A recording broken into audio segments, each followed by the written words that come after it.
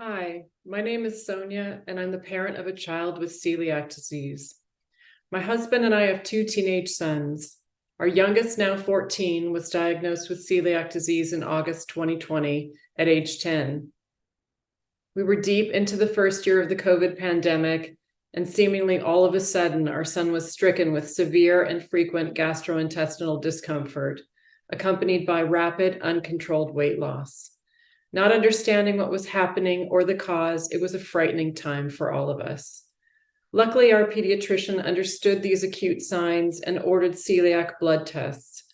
After our son's high test numbers indicated the probability of celiac disease, he underwent an upper endoscopy at the hospital, which confirmed the diagnosis. Looking back, our son struggled for years with milder gastrointestinal symptoms that seemed to come and go and had always puzzled us. An early childhood visit to a pediatric specialist when he was very young resulted only in a regimen to manage constipation with laxatives and fiber. There was no attempt then to test for celiac disease. Our son's celiac diagnosis was the first discovered case in our family history, so there was a lot of learning for us. We were confused and scared, but grateful to discover the Celiac Disease Foundation, and through friends found other celiac patients in our community.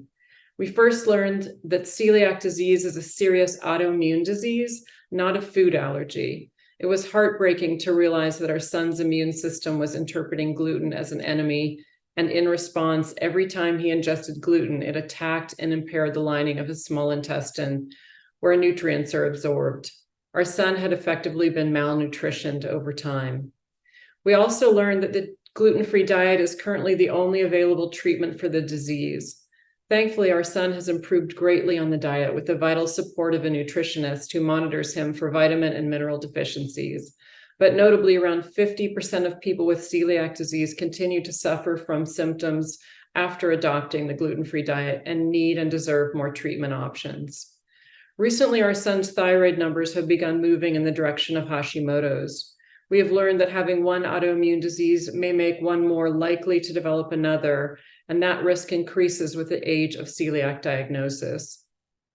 Like all celiac patients, our son must not ingest any amount of gluten, whether in well-known and favorite gluten-containing foods like pizza, or hidden through cross-contact on a kitchen counter or in a deep fryer, or in less obvious ingredients that contain gluten like soy sauce and malt.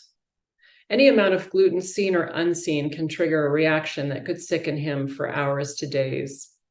In our world where gluten is everywhere, it's really difficult to adhere to the gluten-free diet 100% of the time. The diet is very challenging for our teenage son socially and emotionally. Gluten-free foods are more expensive and financially burdensome for many celiac patients. In a study where patients with different diseases were asked to rank their disease burden, celiac disease came in second, only after kidney disease with dialysis.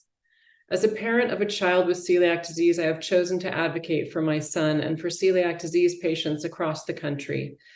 Celiac deserves to be a national research priority on par with other autoimmune diseases.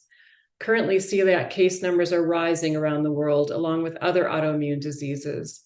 Celiac disease is one of the world's most prevalent genetic autoimmune diseases, affecting an estimated 3 million Americans, 70 to 80% of whom are undiagnosed. Celiac disease patients deserve more treatments and tools beyond the gluten-free diet.